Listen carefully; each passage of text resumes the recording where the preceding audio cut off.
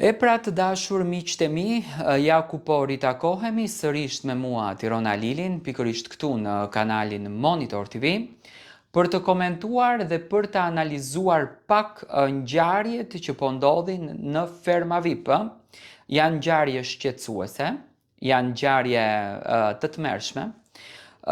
Mua më vjen shumë keq që personazhe me bagazh dhe me peshën, siç është Ilir Shaqiri, të eskalojnë nga vetja, të shprehin më së shumti urrejtjen dhe inatin dhe të godasin me termet qenë kosovar. Qenë kosovar është një term shumë i shëmtuar, po ta dëgjosh nga një personalitet si Iliri, njëri me bagazh goxha të madh, dhe sinqerisht Iliri mua më ka zhgënjyer çdo ditë e më shumë. Kam patur një fotografi shumë të bukur për Ilirin, kisha një mendim jashtëzakonisht të pastërt për të. Mendoja që Iliri nuk është njeri që merret me broçkulla të tilla, unë këto i quaj broçkulla. Nuk është personazh që mund të merret me fenomene të tilla sepse ka një peshë artistike goxha të madhe dhe personazhi që ka peshën artistike, për mendimin tim, nuk është kot aty, nuk e ka fituar kot atë peshën. Dhe mendoj që mënyra e të shprehurit të tij, qoftë të mendimit, qoftë të gjërave, të realitetit, duhet të jetë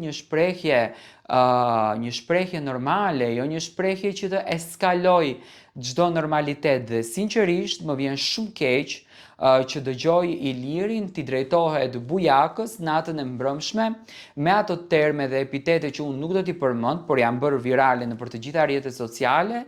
Pse? Sepse bujaka merr një mbështetje nga publiku dhe bujaka është pozicionuar në krah të mimozës. Tani, duke njohur karakterin e bujakës, unë mendoj që bujaka nuk është pozicionuar në krah të mimozës për interesin e tij, nuk është pozicionuar për të fituar klikime, nuk është pozicionuar për të fituar vëmendje. Unë mendoj që bujaka e gjeti paqen e vetes, paqen shpirtërore, duke qëndruar me mimozën dhe e ndau këtë momentin për ta bërë një mike, një shoqe, për ta bërë një aleate, le ta themi loje, por nuk është raporti tyre aleancë, sa që është raport shoqëror.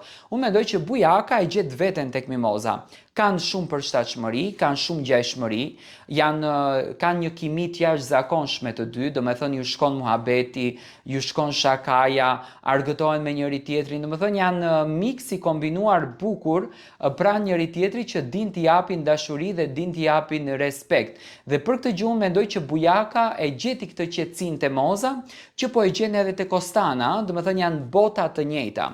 Tani, sa e turpshme është për Ilirin që të përmend Kosovën, ta quan tjetrin qend kosovar me epitete të shëmtuara, vetëm e vetëm sepse Iliri e kupton që nuk dominon dot në lojë, përmendën aty besimin musliman.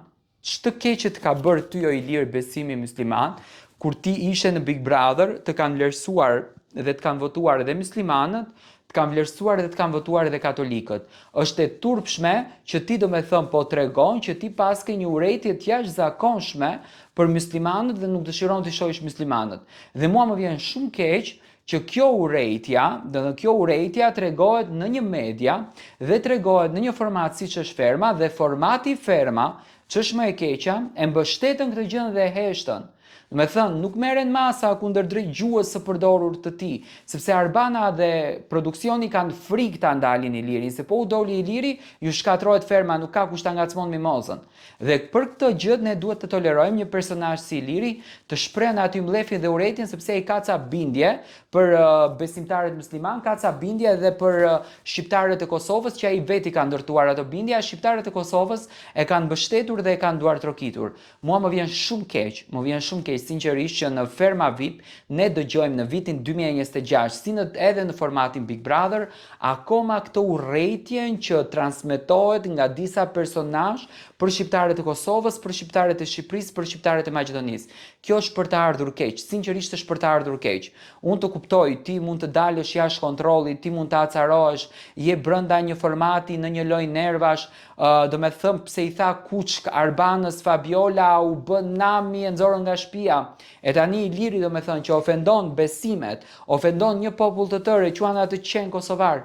Pse mo qa qenë kanë këto qenë kosovar? Qa pas ka ndryshe ki qeni i Kosovës me atë qenin e Shqipërisë? Më thënë, mua më vjen shumë keq për këto terme që përdoren nga një personalitet i cili duhet të jep aty një shembull të mirë, por po tregon se mlefi dhe xhelozia që ka ai për të tjerët po e grije në shpirt. Do të thënë Iliri që në ditën A kur ka hyrë deri më tani po tregon anën e tij më të shëmtuar që ka treguar ndonjëherë në një format televiziv.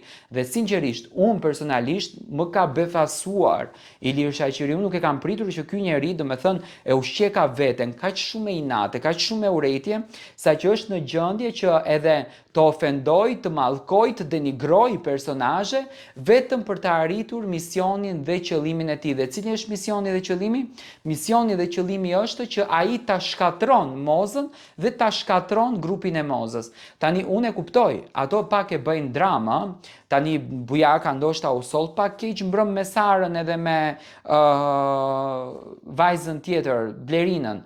Por Iliri nuk kishte nevojë që ta nxjerrën këtë jashtë kornizave për ta quajtur, domethënë, Bujakën qen kosovar, sepse qen kosovar për mendimin tim merr kuptim tjetër. Nuk merr kuptimin e qenit, se qeni është si në Kosovë, si në Shqipëri, si në Maqedoni, është qen, është i njëjtë, por nuk ka epitete. Vjen qeni nga Kosova, vjen qeni nga Shqipëria.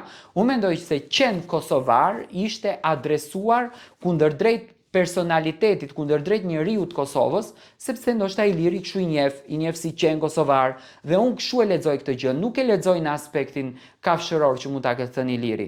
Dhe mua më vjen shumë keq, sinqerisht, që Iliri po tregon këtë nivel dhe po tregon këtë shkallë të vetes së tij që është shkallë denigruese për të. Dhe Iliri edhe atë respektin që e kishte, mendoj që në këtë format e humbi, dhe unë e kam thënë gjithmonë, rihyrjet në formate të tilla nuk të ndihmojnë. Ke fituar në një format, mbaje atë fitore që ndro aty ku je se do dështosh.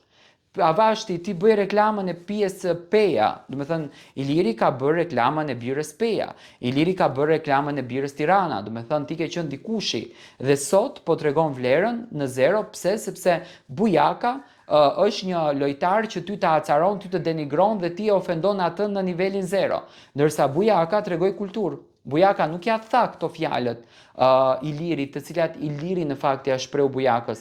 Dhe për këtë gjë mua më vjen shumë keq. Unë uroj që opinionistët, si opinionist, ta luajnë rolin siç duhet, se dhe opinionistët janë krejtësisht out me temën. Ato me sa shofun vetë marrin lekët edhe ikin aty në spektakël, jo se e ndjekin këtë formë, dhe duhet të jenë pak më të prerë, duhet të jenë pak më të saktë. Kjo nuk është për tu tallë. Me thënë, edhe Ermali, edhe Exheli duhet të japin pak deklarata më të forta. Po në këtë rast edhe Armina, mos shkojnë aty kot vetëm për t'u treguar gjasmësimit bukur. Jo më vlla, ke marrë rolin e opinionistit, urdhro godite, arbri shkatron, arbri nuk ndalon, arbri krijon spektakël. Dhe për këtë gjë unë uroj që formati të ndalon këto gjëra të shëmtuara, sepse janë të turpshme nga një personalitet siç është Iliri.